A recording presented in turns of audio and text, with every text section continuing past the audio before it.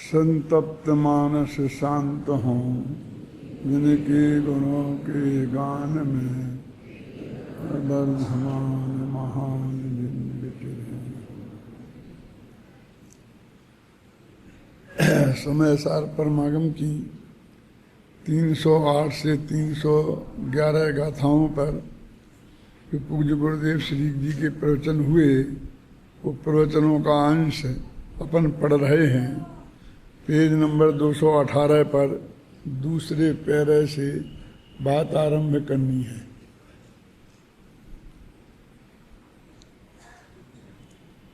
एक बात बहुत गंभीरता से विचार करने योग्य है कि आचार्य अमृतचंद्र ने पहले जो 108 और 9वीं गाथा की टीका में जो ये शब्द डाला है कि जीवो ही तावत कृमि नियमात्म परिणामयी रुतपद्यमानो जीवा ये नो जीवा, और अजीवोपी कृमि नियमात् परिणामयी रुतपद्यमानो अजीवा ये नो जीवा।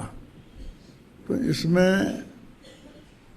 क्रम नियमित आत्म परिणामयी इन शब्दों की क्या जरूरत थी, क्योंकि बात तो सिर्फ इतनी सी है कि जीव अजीव का करता नहीं है और अजीब जीव का करता नहीं है।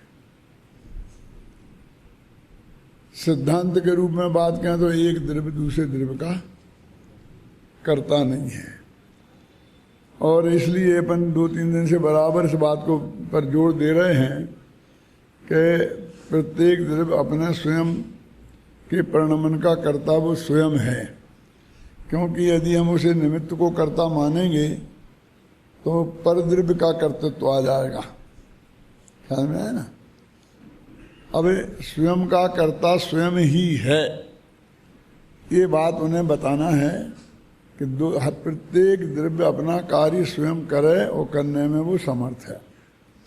कल अपन ने वो उदाहरण दे करके अमेरिका का कि प्रत्येक आदमी अपने घर को और घर के सामने की सड़क को साफ कर ले तो पूरा देश एक दिन में साफ हो सकता है, और हम करें तो कुछ नहीं और सारे देश की चिंता करें और किसी दूसरों को ही गाली देते रहें, उससे तो कुछ होने वाला नहीं है। यहाँ आचार्य कहते हैं कि प्रत्येक द्रव्य स्वयं को करे, इससे बढ़िया व्यवस्था कोई दूसरी नहीं हो सकती, क्योंकि फिर ऐसा ईश्वर खोजना पड़े कि जो सारे जगत को करे, और जगत में कार्य तो परस्पर विरुद्ध बहुत हैं, तो वो कैसे औचित्य ठहरेगा, है ना? कहते हैं ना कि कुमार चाहे बरसना, किसान चाहे बरसना, और धोबी चाहे धूप, माने धूप। भगवान क्या करे? बरसाए कि धूप निकाले। धोबी को अपने कपड़े सुखाने हैं इसलिए धूप चाहता है, किसान को अपने खेत की करना है इसलिए वो बरसात चाहता है। ऐसे बहुत बहुत परस्पर विरुद्ध कार्य हैं, और वो एक साथ एक व्यक्ति कैसे करेगा, क्यों करेगा, उसका कोई प्रयोजन होना चाहिए। बहुत बड़ी समस्याएं खड़ी होंगी, इसलिए एक द्रव्य स्वयं का करता है। अब ये इतनी सी बात इसमें स्पष्ट करनी थी। और गुरुदेव श्री भी अपन ने जो कल पढ़ा था वहां से यहाँ तक अपन आए हैं, वो भी यही कहते आ रहे हैं। तो फिर ये कृमि नियमात्म परिणामयी रुतपद्य मानो, इस शब्द की क्या जरूरत थी? मैंने बहुत इस पर गंभीरता से विचार किया और दिमाग में विचार चलता ही रहा कि भाई इसमें संतोषजनक उत्तर आना चाहिए। तो ऐसा लगता है कि आचार्य अमृतचंद्र को ऐसा लगा कि अब इस जीव को कम से कम दूसरों के कुछ करने का भार माथे पे नहीं रहेगा, तो अपना करने का भाव तो रहेगा ही रहेगा। ये जीव पूरी तरह निर्भर नहीं हो पाएगा, और बल्कि और पक्की जिम्मेवारी हो जाएगी। क्यों? और ये जिम्मेवारी का विस्तार होते देर नहीं लगती है। पर जब हम ये कहते हैं कि भैया तुम दूसरों के काम में टांग मत अड़ाओ, वे अपना करेंगे, तुम अपना करो, तो बहुत लोग मान लेते कि हाँ हम तो ऐसा ही है, हमारी ड्यूटी ये है कि जो जाना जो डांक आए स्मारक में वो देखना, बस वही देखते हैं और उसी का जिसकी है उसको दे देना, उसका जवाब देना हमारी ड्यूटी नहीं है, हम वही करते हैं। सब अपना ही अपना काम करते हैं। शांति जी कहेंगे मेरा काम है पढ़ाना है आत्मख्याति, तो मैं पढ़ाता हूँ, अब मैं नए चक्र में तो टांग नहीं अड़ाता हूँ। तो ये तो लोक में व्यवस्था सबसे बढ़िया ही है ना, कि सब अपना अपना काम करते हैं। यहाँ भी अपना अपना बटा हुआ है और सब अपनी अपनी ड्यूटी पूरी कर रहे हैं शांति से। तो ये बात तो आप बिल्कुल सही कहते हैं। कहते भैया तुम जितनी बात कह रहे हो जा, इसमें कोई दम नहीं है। गुरुदेव ये नहीं बताना चाहते हैं, ना अमृतचंद ये बताना चाहते हैं, ना कुंद ये बताना चाहते हैं कि तुम जिसे अपना काम कह रहे हो वो तुम्हारा नहीं है, वो तो पर का ही काम है। क्यों? तुमने पर के कामों में के दो हिस्से कर लिए, कुछ को पर का काम और कुछ को अपना काम, उसी में हैं वे दोनों पर के काम, अपना नहीं है। और ऐसे हिस्से कर लिए हैं और ऐसा उसमें बंटवारा कर लिया कि मैं अपना ही करता। और हमने तो कुंद की बात मान ली कि जीव, प्रत्येक जीव अपना काम करता है, पर का करता नहीं, अपनी प्रजाओं का करता वो स्वयं है। तो हम भी अपना ही तो करते हैं, दूसरे का कहाँ करते हैं। ये नहीं है कि हाँ ये नहीं है। ये जो तुम जिसे अपना कह के कर रहे हो वो अपना नहीं है, वो तो पर का है कि ठीक है अब फिर हमें नौकरी छोड़नी पड़ेगी। अब वो पर का काम है और हम उसे नहीं करें क्यों, तो फिर अपने आत्मा का कल्याण करने के पहले ये सब नौकरी छोड़नी पड़ेगी, दुकानदारी बंद करनी पड़ेगी, ये धंधा पानी सब बंद करना पड़ेगा ना। क्यों निकटन जी साहब? क्योंकि ये सब पर का काम है और पर का कार्य हम जब तक करते रहेंगे क्यों, तब तक फिर अपना काम कर नहीं सकते। तो फिर गृहस्थ में तो धर्म हो ही नहीं सकता है। क्यों? फिर तो सब छोड़ दो तब धर्म होगा।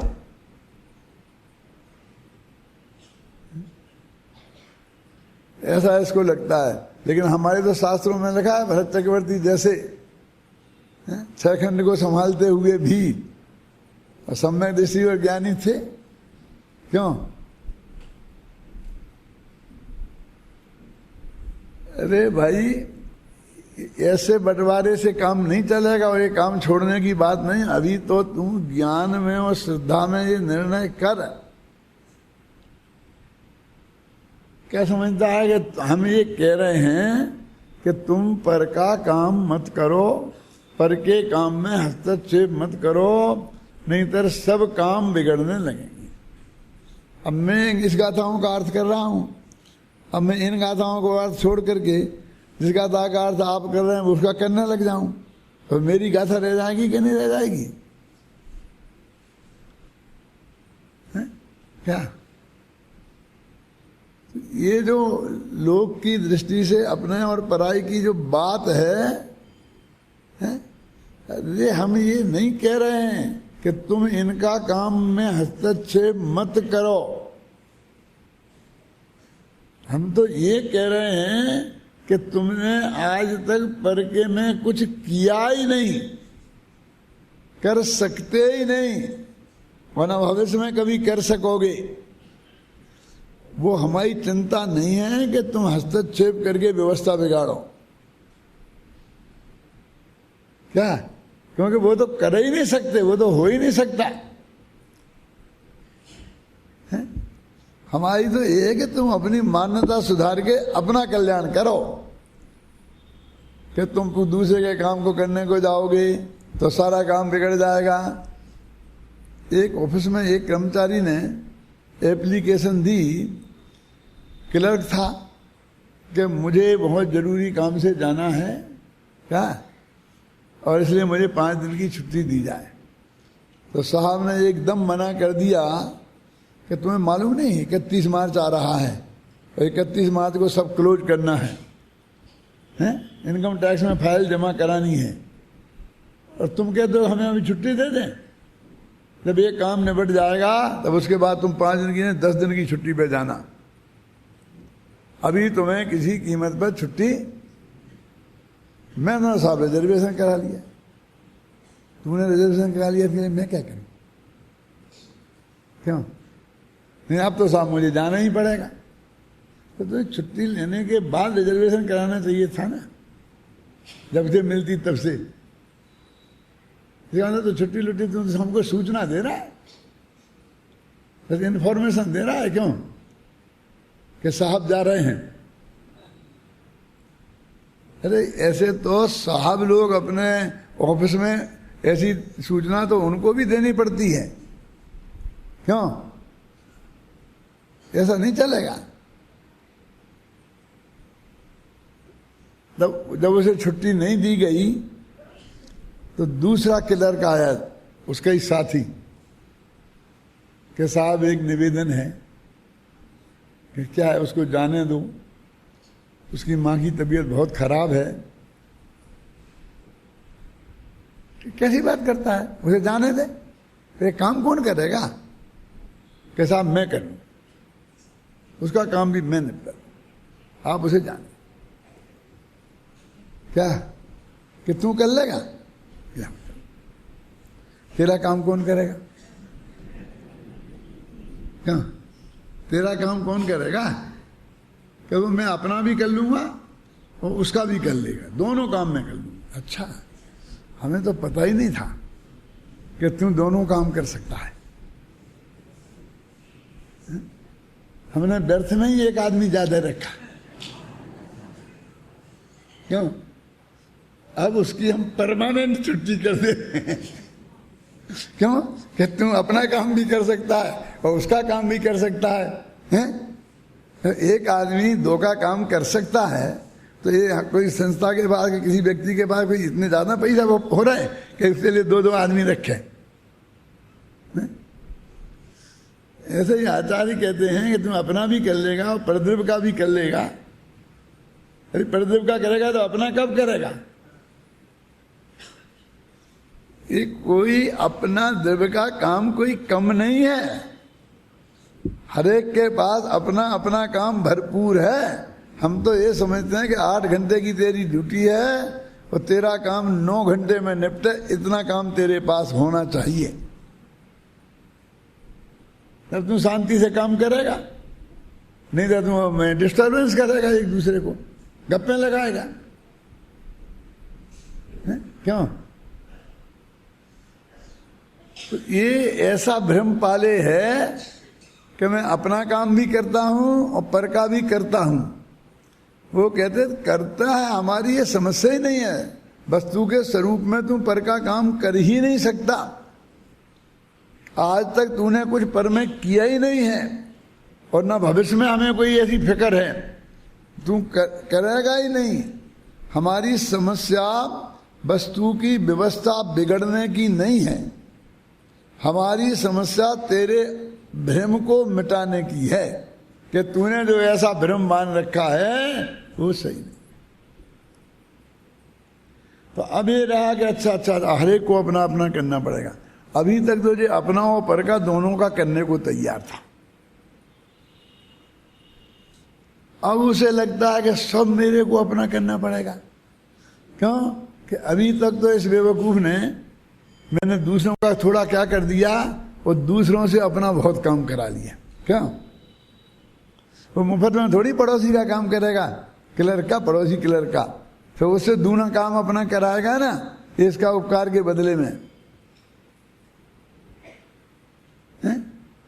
अब इसको जो दोनों का करता था, अब अकेला अपने का काम ही बहुत बोझा लगने लगा। कि क्या है कि अपना काम, कि अपने आत्मा को जानना है। क्यों? ये अपने आत्मा को मानना कि ये मैं हूं, ये अपना काम है। कि भैया ये तो हम 30 साल तो निकल गए, अभी तक तो पार पड़ी नहीं। तुम्हारे 2500 शिविर अटेंड कर लिए हैं? क्यों? वो अपना काम तो बहुत कठिन है, तुम तो हमें कोई पराया ही काम सौंप दो। क्यों? कोई 2-5 लाख रुपए की जरूरत हो तो फरमाओ, हैं? वो हम आपको कर देंगे। हैं? वो हमारा चुटकियों का काम है, हैं? ये आत्मा फात्मा की बात हमारे बस की नहीं है, हैं? कैसा विचित्र आदमी है, अपना काम इसके बस की नहीं है और पर का काम करने को कमर कस के तैयार है चुटकियों में, मैं ये कर दूंगा ये कर दूंगा, ऐसे। तो आचार्य कहते हैं कि तू क्यों मूर्ख घबराता है, तेरा काम तुझे करना नहीं है, करने का बोझा अपने माथे पर रखना नहीं है।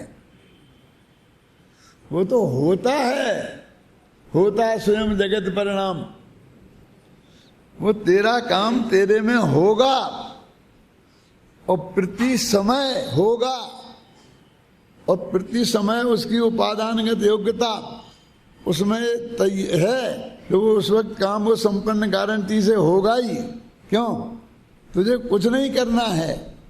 तो अभी तो आप कह रहे थे करना, कि जो जिसे तुझे करने का बोझा नहीं रखना है और जो तेरा स्वसमय में होगा उसी को एक कहा जाता है कि तूने स्वयं का काम किया।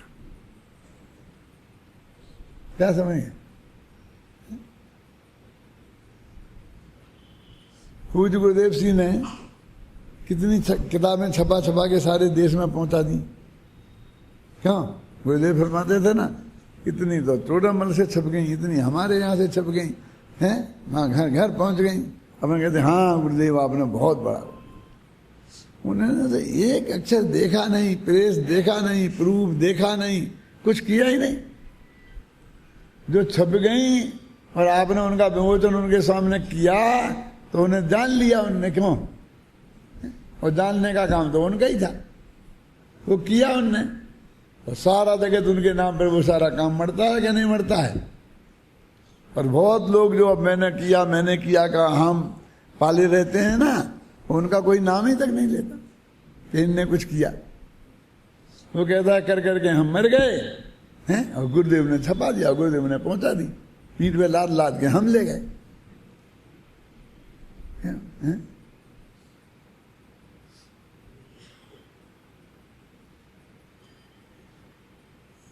अब आजकल तो टाइप होने लग गया, पहले जमाने में हाथ से लिख के नकल ही करनी पड़ती थी।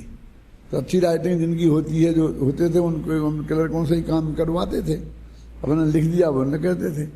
तो उन्होंने अपने उसमें ऊपर लेखक लिख दिया, लेखक में कि लिखी तो मैं नहीं है।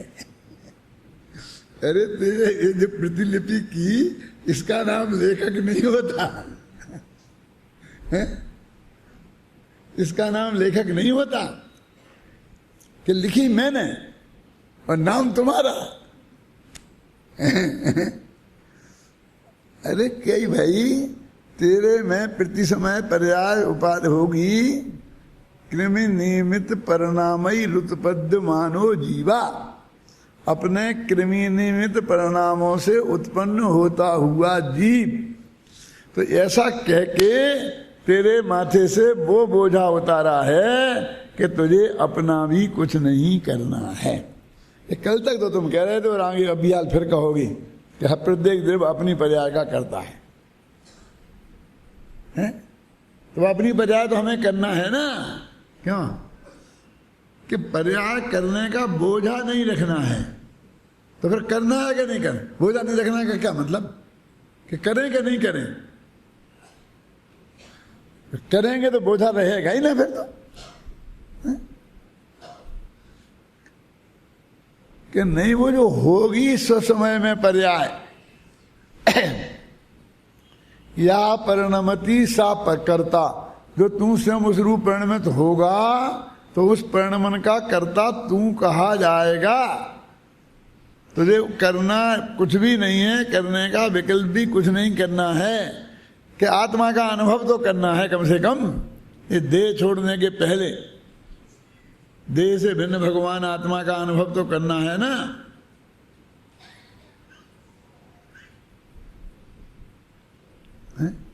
कि वो भी नहीं करना है कि क्या बात करते हो साहब,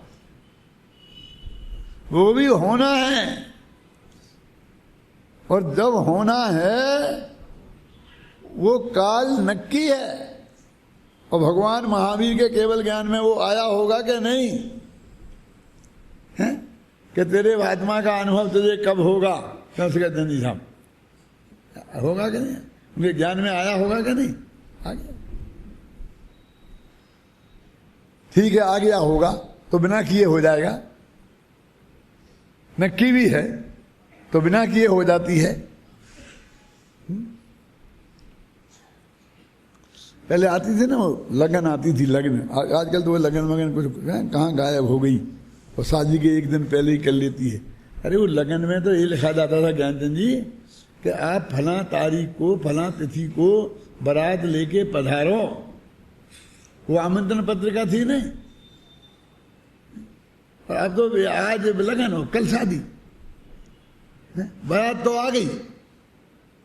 तो बारात को लाने का क्या आमंत्रण पत्र था वो लगन पत्रिका, उसमें ऐसा लिखा जाता था कि आप बारात लेकर हमारे यहाँ फला फला तारीख को पधारो। मुझे दूसरी बात कहनी है कि वो जो शहरिया लोग होते थे ना, बिना पढ़े लिखे किसान लोग, तो वो कहते थे कि हमारा पंडित जी कितना बड़ा विद्वान है, आपको पता नहीं, बस थोड़ा केवल ज्ञानी से थोड़ा ही बहुत कम होगा, सर्व भगवान से कुछ ज्यादा कम नहीं है। कि क्यों कि वो लगन पड़ता है तो वो ये बता देता है कि इस दिन बारात आएगी, उसी दिन आ जाती है।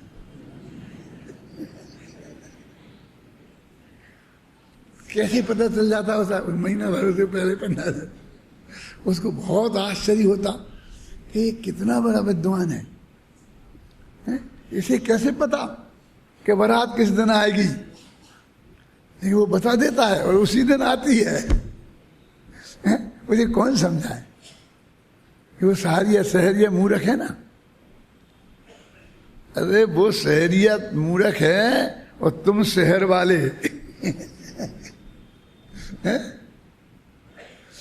तुमको भी ऐसा ही लगता है कि भगवान महावीर ने कह दिया उसी में हो जाएगा। क्यों? अरे भाई इसमें क्या आश्चर्य है। और वो होगा सहज भाव से ही, उसमें तेरे को कुछ भी करना नहीं है, करने का बोझा रंच मात्र भी नहीं करना है। तो नहीं करूंगा, चिंता नहीं रखूंगा तो होगा कैसे? यही तो बात है कि तू समझता है चिंता से होता है। इन सब का जवाब देने के लिए, पूरा बोझा आपके माथे से उतारने के लिए अम्य चंद्राचार्य ने क्यों नियमात्म परिणामई रुतबद्ध मानो ये शब्द लिखा। तो ये पंडितों को चढ़ाने के लिए नहीं लिखा, एक नंबर पर लिख दी, अब सब पंडितों का विरोध हो गया, और ये हो गया, वो हो गया। वो उस परम सत्य का उद्घाटन किया है कि तेरे करने का अर्थ क्या है। तू करेगा, तुझे करना है, उसका अर्थ क्या है। वो जो होना है उसी का नाम करना है।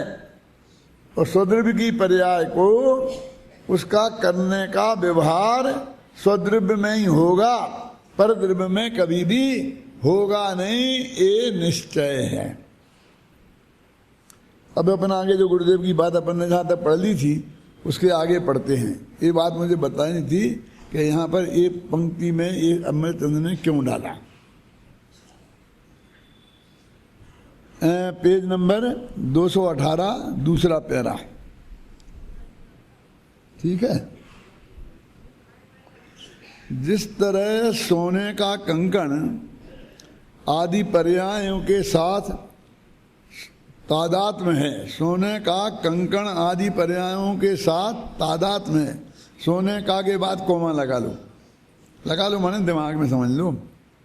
सोने का कंकण नहीं, सोने का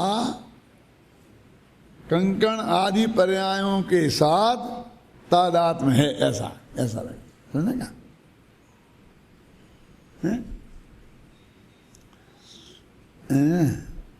उसी प्रकार सर्व द्रव्यों का अपने अपने परिणामों के साथ तादात्म्य है। अब ये तादात्म्य जानते क्या होता है? तादात्म्य संबंध माने जो बिल्कुल उसी रूप है, बिल्कुल किसी अलग नहीं है। ज्ञान और आत्मा का तादात्म्य संबंध है, अग्नि और उष्णता का तादात्म्य संबंध है। यदि अग्नि में से उष्णता निकल जाए तो उसे अग्नि कौन कहेगा? तादात्म्य यह उसी रूप है। अपने परिणामों से उत्पन्न होते हुए द्रव्य के उन परिणामों का कर्ता अन्य नहीं है, वह स्वयं ही है। यहाँ कहते हैं कि अपने परिणामों से उत्पन्न होते हुए जीव का अजीव के साथ कार्य कारण भाव सिद्ध नहीं होता। माने तुम अजीव करता है और जीव में काम हुआ, ऐसा नहीं है। जो जड़ शरीर में शरीर मन वाणी के कार्य होते हैं, मन शरीर में शरीर मन वाणी के कार्य होते हैं। अब ये मन वाणी ये भी वास्तव में शरीर का ही हिस्सा है ना? अब कहते शरीर में, जब शरीर में बोला, पहला शरीर का अर्थ है शरीर मन वाणी और शरीर, ये तीनों का समुदाय। और फिर इनका अलग अलग ये जो काम होते हैं, हाथ पैर हिलाते हैं, वाणी बोलते हैं, आंखों की पलकें झपकती हैं, ये सब जड़ के स्वतंत्र परिणमन हैं। अब तुम कहते हम तो अपने ही तो कर रहे, अपने शरीर का मानता क्या नहीं मानता? वे कहते तेरे नहीं है भाई साहब, उन्हें जीव नहीं करता, क्योंकि सभी जड़ चेतन द्रव्यों का एक दूसरे के साथ उत्पाद्य उत्पादक भाव का अभाव है। एक दूसरे को उत्पन्न करे हो ही नहीं सकता। तो अब ये शरीर है, ये सब काय क्यों है? मन वचन काय की जो क्रिया है वो क्या है? शरीर की क्रिया। अब हमको मन वचन काय को कंट्रोल में रखो। योगा योगा करते ना, क्या क्या स्वरूप तो देखो। अपने यहाँ सबसे पहले मिथ्यात्व और फिर अवरति, फिर प्रमाद, फिर कसाय, फिर योग बंध के कारण है। और नाश करने का विधि क्या है कि चौथे गुणस्थान में मिथ्यात्व का नाश होता, फिर 5वें में अवरति का नाश होता समझ लीजिए, फिर 7वें से ऊपर प्रमाद का नाश होता, फिर 10वें तक के बाद में कसाय का नाश होता, और फिर 13वें के बाद योग का नाश होता। ये ठीक है ना? इसमें तो किसी को ऑब्जेक्शन नहीं है। अब हम कहाँ से शुरू करते हैं? योगा करो, योगा करो, कोशिश तो करनी चाहिए ना। आपकी बात भी सीख है, वो हम पढ़ भी लेंगे, थोड़ा हम वो पढ़ भी लेंगे और ध्यान की कोशिश भी करते रहेंगे। दो ही बता दो हमें, क्या 2 घंटे आपने कही ना 2 घंटे पढ़ना चाहिए, 2 घंटे पढ़ लेंगे, फिर 2-3 घंटे हम फिर ध्यान कर लेंगे। लेकिन भैया ध्यान व्यान करने की चीज नहीं है। हमने कब की तुम ध्यान कर लेना, घबराना नहीं, पूरी बात समझना। योग सबसे बाद में होता है, 14वें गुणस्थान में होता है। अब तू पहले से शुरू करेगा, उसे योगा से शुरू करेगा। क्या करेगा? रीढ़ की हड्डी को सीधी करेगा। तू करेगा क्या? डॉक्टर करेगा। जिसकी टेढ़ी है ना, कुबड़ निकली है, ऊंट की निकली है, तो किसी आदमी की निकली है, उसे तो डॉक्टर भी नहीं कर पा रहा, तुम क्या करेगा? तो तेरी तो सीधी है ही, क्या करेगा? ये मन वचन काय को, इनको कह तू इसका करता नहीं, वो तो कह रहे परद्रव्य है, तू इसको कर नहीं सकता।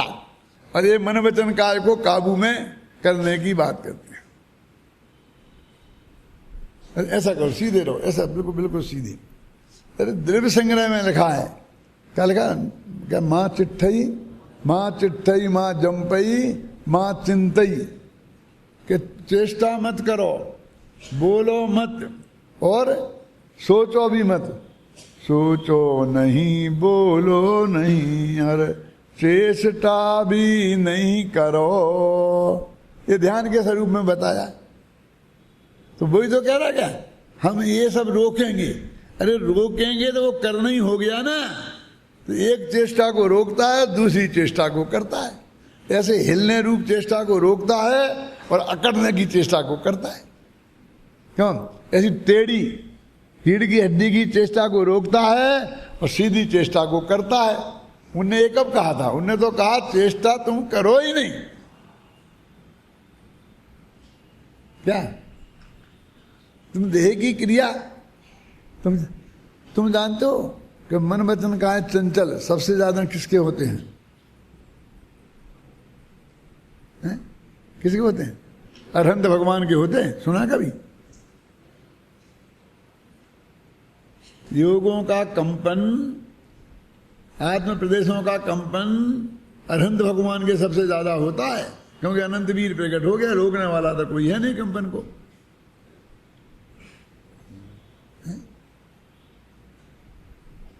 और गजब की बात यह है कि उस कंपन को वे रोकने का रंच मात्र भी प्रयत्न नहीं करते।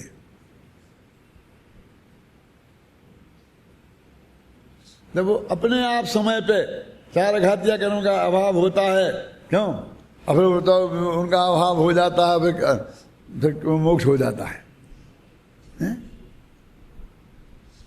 जिस काम को अरहंत भगवान भी नहीं करते, जो अपने आप नष्ट होता है सो समय में, अब उसको तुम अभी से शुरू करते हो। और शरीर की चेष्टा में लगे, शरीर की चेष्टा में बस खत्म। उस शरीर की चेष्टा को ध्यान कहते हो। अब तो ध्यान के साथ प्राणायाम भी जुड़ गया, और प्राणायाम के साथ रामदेव जुड़ गए। रामदेव के साथ 6-6 घंटा बैठे रहते हैं, और बाकी जो बचता है तो घर पे लगे हैं रामदेव बाद। जिनदेव गायब हो गए, रामदेव आगे लगे। और फिर रामदेव का च्यवनप्राश भी खाते हैं साथ में। रामदेव ने दुकानें खोल दी, अकेली उसी की नहीं, व्यायाम कराने की नहीं, योगा कराने की नहीं, बाद में सब क्यों अरबपति योगी बन गए। अब गृहस्थों में तो जिसकी तमन्ना होगी अरबपति बनने की तो बनने की, लेकिन हमें तो संतों में सबसे ज्यादा बड़ी तमन्ना हो गई।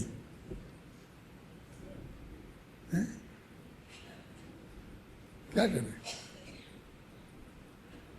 देखो वो ये कहते हैं कि शरीर की चेष्टा, ये शरीर की चेष्टा ये कोई ध्यान में है ही नहीं। वो तो अपने आत्मा का उपयोग को अपने आत्मा में ले जाने का काम है। तो वो कहता हाँ ठीक है ठीक है, हमने यही मान लिया आपकी, लेकिन उसके पहले तो कुछ करना पड़ेगा ना। ऐसा करें जो तुम्हारा आत्मा का उपयोग आत्मा में ले जाएं, तो बैठ के करेंगे, खड़े होगी, लौट के फिर शरीर पे आ गया। मैंने अपने ध्यान की किताब में खोज के नमन खोज बहुत खोज खाज करके एक ऐसा जगह लाई है कि जहाँ लिखा है कि ध्यान लेटे लेटे भी होता है। लेटे लेटे करना इसके लिए नहीं कह रहा हूँ, लेकिन जिनने किसी चेष्टा से शरीर की उस ध्यान को जोड़ दिया है, उनको बताने के लिए मैं बता लाया है, प्रमाण दिया है। कुछ मतलब नहीं है, कोई नहीं है। हम कहते हैं कि आत्मा का उपयोग आत्मा में जाएगा, वो ध्यान है। वो कहता है कि ठीक है, कैसे बैठ कैसे करूं, शरीर को कैसा रखे, आंखें बंद रखूंगा खुली। क्यों? कि आंखें खोलने और बंद करने वाला तू होता कौन है? उस आंख को खुली रहनी होगी तो खुली रहेगी, और बंद होनी होगी तो बंद होएगी। वो तो तेरे लिए परद्रव्य है ना। वही तो लिखा है कि एक देव दूसरे देव का करता नहीं है। पहले वो बताओ, लौट के वहीं पहुंच जाता है। अच्छा ठीक है, हम तो आपकी बात मान लेते हैं। वो उपयोग को यहाँ लाने के लिए हमने बहुत कोशिश करी, पकड़ पकड़ के, लेकिन आता ही नहीं है। आप बता दो ना हमें। अरे भैया, वो कोशिश से आने की चीज नहीं है। क्या? क्यों राजेंद्र जी, आपकी उम्र क्या है अभी? घबराना नहीं, बता दो, सच्ची बता दो। फिर मैं पक्का नहीं, 60 वर्ष के हो गए? चलो मान लो 60 के हो गए जी। अब मैं पूछता हूं कि 70 वर्ष के कितने दिनों में होंगे? कोशिश करें तो कोशिश करें तो 5 वर्ष में हो जाएंगे। 5 वर्ष तो बहुत होते हैं साहब।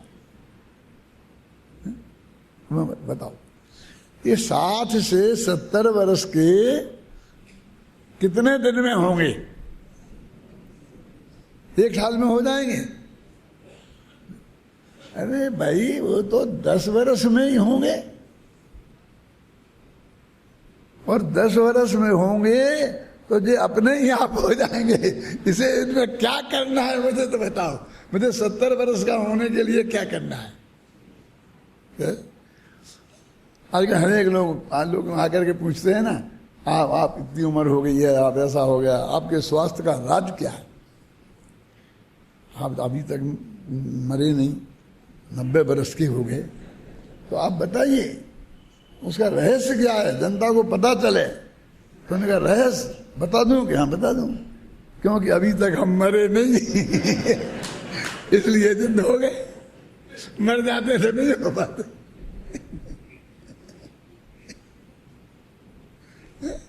सच्ची बात तो यही है। नहीं मरोगे तो तुम भी हो जाओगे। इसमें तो कोई बात है ही नहीं। एक बेचारा बुजुर्ग आदमी, कमर नब गई थी, हाथ में लाठी लेके ऐसे धीरे धीरे जा रहा था। कुछ लड़के कॉलेजी मजाक में, अरे दादाजी दादाजी नमस्ते नमस्ते पैर। एक प्रश्न है कि बोलो बेटा, बोलो बोलो बोलो बोलो कि आपने ये धनुष कितने में खरीदा? समझ रहे? धनुष का समझे ना, कमर टेढ़ी और लाठी सीधी। धनुष होता है ना ऐसा, कमान टेढ़ी और वो ऐसा रस्सी होती है सीधी, तो लाठी सीधी और कमर टेढ़ी, तो धनुष बन गया ना। बोले दादाजी आपने ये धनुष कितने में खरीदा? तो बोलो बेटा, एक तो ये दिन तुम पाओगे नहीं, और यदि पा लिया तो मुफ्त में ही मिल जाए।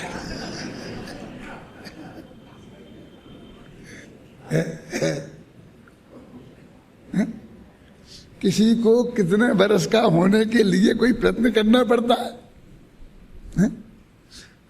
तो वो सम्यक दर्शन की पर्याय वो जिस समय आनी है उस समय आएगी, तो तुम्हें क्या प्रयत्न करना है आज से? बोलो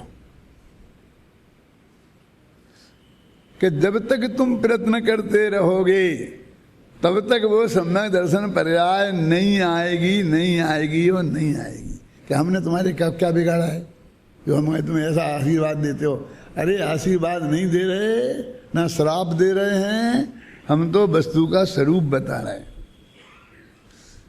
कि तुझे अपने में भी कुछ नहीं करना है, पर का तो तुम कुछ करता ही नहीं है, और अपने में जो निश्चय से भी करता कहा है, अशुद्ध निश्चय न से रागादि का करता, एक देश शुद्ध निश्चय से एक देश शुद्ध पर्याय का करता, पूर्ण शुद्ध नय से केवल ज्ञान आदि का करता, और परम शुद्ध निश्चय नय से इन तीनों का करता नहीं।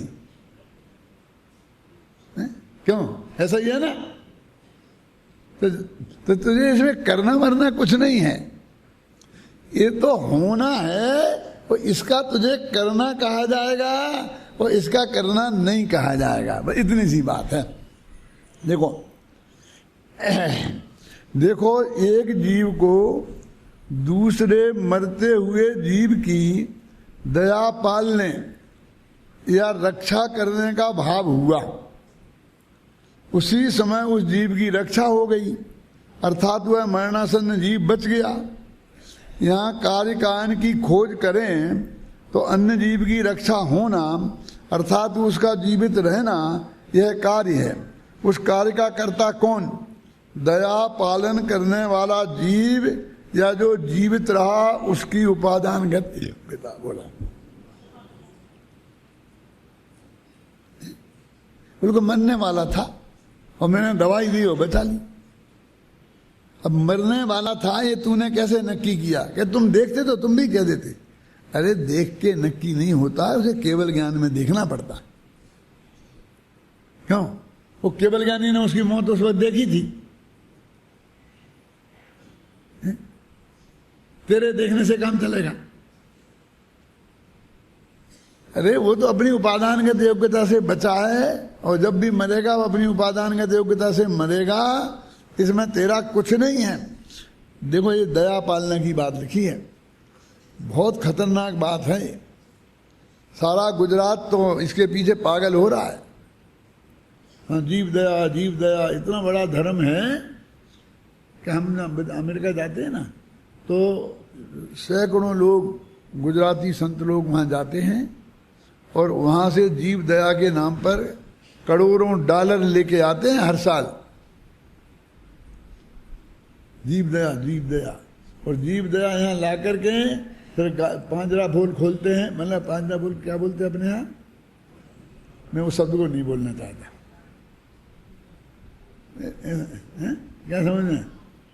वो खोलते हैं जो गाय माय को जहाँ पाला जाता है ना, वो खोलते हैं और खोल कर फिर उसमें उसे रखते हैं, नीचे संगमरमर जड़ाते हैं, फिर ऊपर पंखा लगाते हैं, उसमें एसी लगाते हैं। क्यों दिलीप भाई? देखें इतना इतना, और हमारा एक शब्द बोलना मुश्किल है। अब यहाँ देखो क्या लिखा है, अपने शास्त्रों में क्या लिखा है, ये अरे वो सिद्धता के विधान में क्या लिखा है कि जीव दया का भाव मोहिनी कर्म के उदय से होता है, और मैं जीवों की दया पाल सकता हूँ ऐसी मान्यता दर्शन मोहिनी मिथ्यात्व के उदय से होती है। उसका कार्य। और हिंदी के विद्वान आचार्य रामचंद्र शुक्ल ने दया की परिभाषा लिखी तो क्या लिखा कि दूसरे के दुख को देखकर जो दुख हमें होता है उसे दूसरे के दुख को दूर करने के भाव पूर्वक उस दुख को दया कहते हैं। ऐसा लगा एक अजैन विद्वान ने। अरे इतना बढ़िया है। और उसने क्या किया, उसने कहा जब अपने संत कवि 250 वर्ष पहले लिख गए, पर दुख को जो देख के, आता ना ऐसा छंद आता है सिद्ध चक्र विधान की पूजन में, एक छंद आता है कि पर दुख को जो देखकर उसे दूर करने के भाव पूर्वक जो दुख होता है उसे दया कहते हैं। हे भगवान, तुमने उस दया का नाश किया है, इसलिए मैं तुम्हें अर्घ चढ़ाता हूं, दया करने वाले को नहीं, दया के नाश करने। और उस वक्त उसमें जो ओंगरी लिखी, उसमें लिखा था वो कि अत्यंत निर्दयाय नमार्घम नृपामति स्वाहा, से उन सिद्ध भगवान को मैं नमस्कार करता हूं जो अत्यंत निर्दयी हैं। मैंने भी बहुत सत्संग विधान कराए हैं, 100 से कम तो नहीं कराए होंगे, और उसमें जयमाला का अर्थ करने के लिए मेरे के लिए बुलाया जाता था।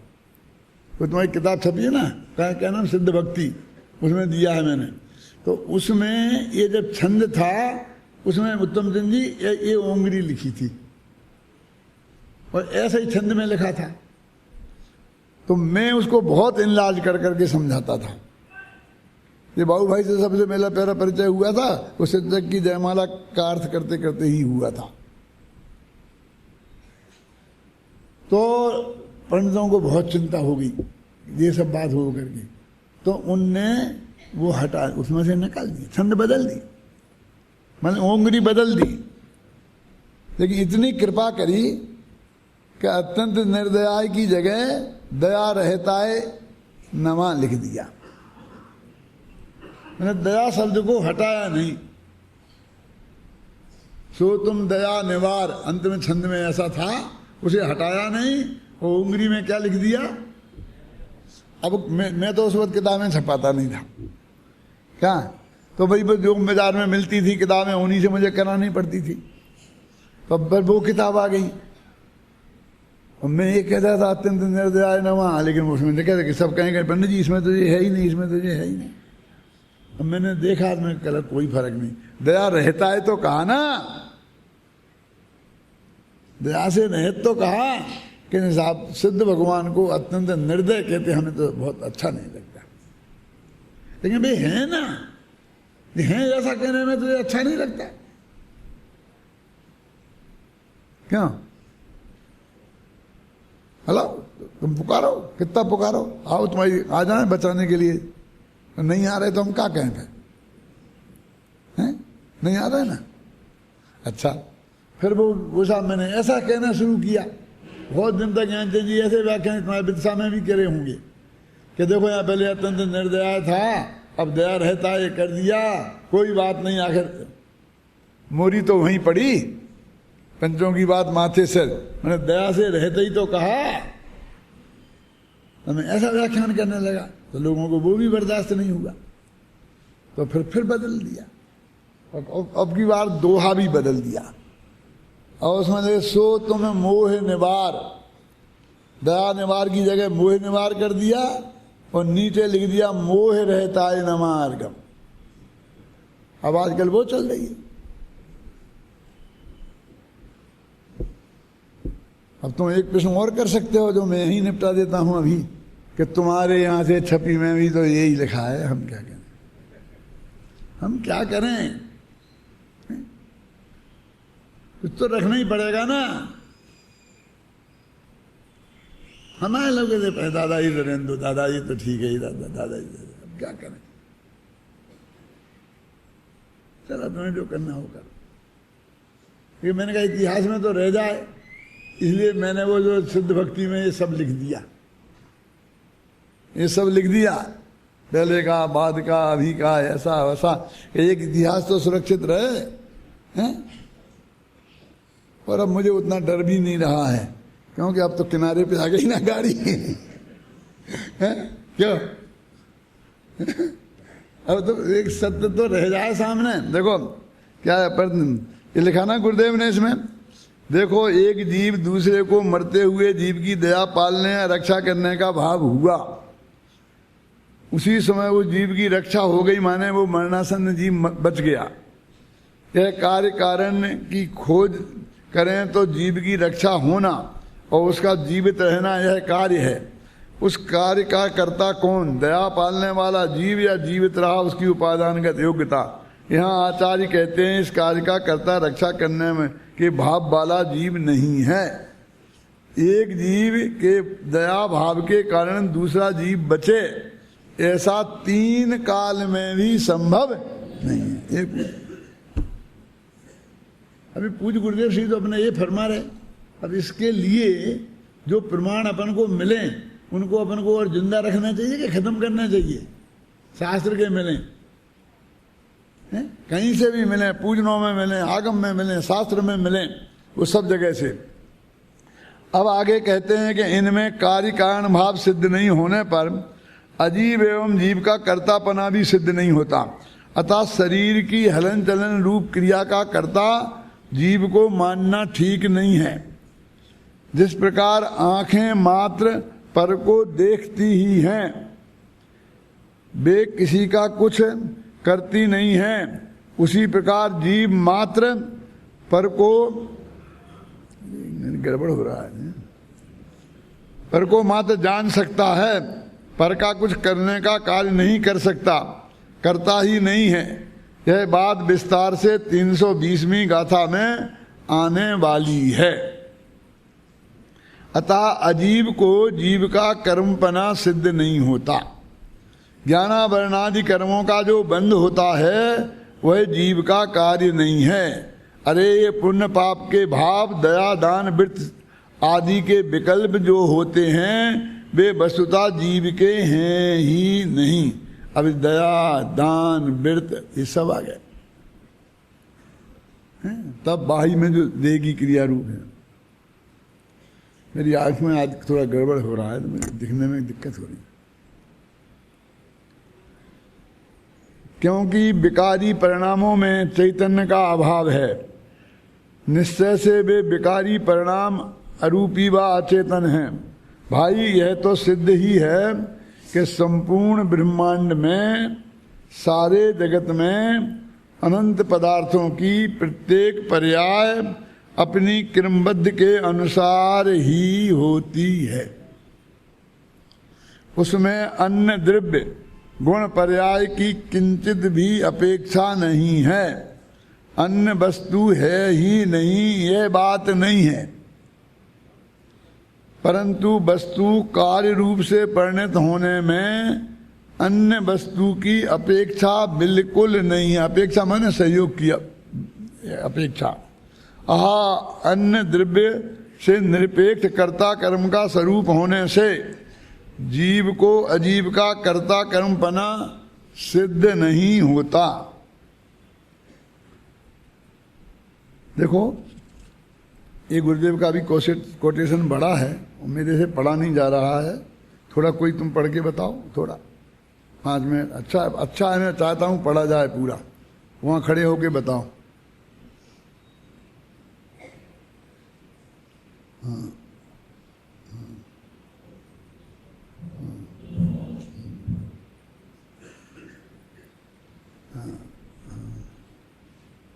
यह है कि अजीव में जो कार्य होता है उसका कर्ता जीव नहीं होता है। जीव में जो कार्य होता है उसका कर्ता अजीव नहीं होता। प्रत्येक द्रव्य के कार्य में अन्य द्रव्य की अपेक्षा नहीं होती। प्रत्येक द्रव्य की प्रत्येक पर्याय अपने स्वकाल में पर द्रव्य से सर्वथा निरपेक्ष प्रकट होती है। द्रव्य में गुण सहवर्ती होते हैं। अनंत गुण द्रव्य में एक साथ रहते हैं। पर्याय भी प्रवाह रूप से एक के बाद एक अपने क्रम में प्रकट होती है। ध्यान रहे, एक के बाद एक होते हुए भी इतना विशेष है कि जिस समय जो पर्याय होनी निश्चित है उस समय वही पर्याय प्रकट होती है। द्रव्य में पर्याय की ऐसी प्रवाह धारा क्रम नियमित चलती है। जिस तरह दाएं पैर के बाद बायां और बाएं के बाद दायां पैर चलता है, पंचाध्यायी ने इसे क्रमबद्ध कहा है। कार्तिकेय प्रेक्षा में द्रव्य की जिस समय जो पर्याय प्रकट होती है उसे इसकी कालवृद्धि कहा है। 6 द्रव्यों में कालवृद्धि है, ऐसा वहां कहा है। प्रवचन सार की गाथा 102 में इसी बात को अपनी अपनी पर्यायों का जन्म क्षण कहा है। यहाँ यह बताना चाहते हैं कि आत्मा पर द्रव्यों से भिन्न अपने परिणामों का करता है और पर का अकर्ता है। यहाँ यह बात नहीं लेना कि पर्याय की कर्ता पर्याय है, पर्याय का कर्ता द्रव्य नहीं है। यद्यपि यह बात 85 इकाई की 62वीं गाथा में नहीं है। वहाँ यह कहा है कि पर्याय का कर्ता द्रव्य नहीं है, बल्कि पर्याय ही पर्याय की कर्ता है। पर्याय ही कर्म है, करण है। पर्याय का संप्रदान, अपादान व अधिकरण भी स्वयं पर्याय है। इस प्रकार पर्याय स्वयं ही अपने षटकारकों से परिणमती है, परंतु यह बात ही की है। यहाँ तो यह कहा है अपने परिणामों से उपजता हुआ द्रव्य स्वयं ही उनमें तन्मय है, अन्य द्रव्य में नहीं। इसलिए द्रव्य स्वयं अपने परिणामों का कर्ता है, अन्य द्रव्य उसका कर्ता नहीं। जीव द्रव्य की ज्ञान गुण की एक समय की पर्याय तथा केवल ज्ञान 6 द्रव्यों को जानती है, स्वद्रव्य को भी जानती है। पर वह केवल ज्ञान पर्याय जिस तरह स्वद्रव्य में तद्रूप है, वैसी अन्य द्रव्य में तद्रूप नहीं है। वह केवल ज्ञान पर्याय 6 द्रव्यों के साथ एक नहीं है। 6 द्रव्य उस पर्याय में प्रविष्ट नहीं होते। इसलिए 6 द्रव्यों का कर्ता ज्ञान नहीं है, आत्मा नहीं है।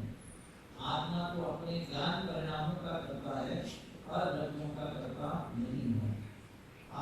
प्रत्येक द्रव्य, प्रत्येक आत्मा, प्रत्येक परमाणु अपने क्रम नियमित उपजते परिणामों से उस समय तद्रूप है तथा पर से पृथक है। जीव के परिणाम में जीव तद्रूप है,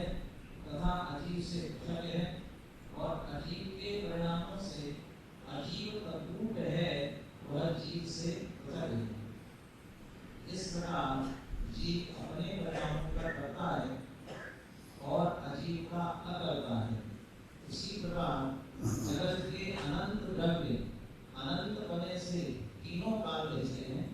भाई जीव अपने परिणाम को भी तथा अन्य द्रव्य के परिणाम को भी करे, ऐसा पदार्थों का स्वरूप नहीं है।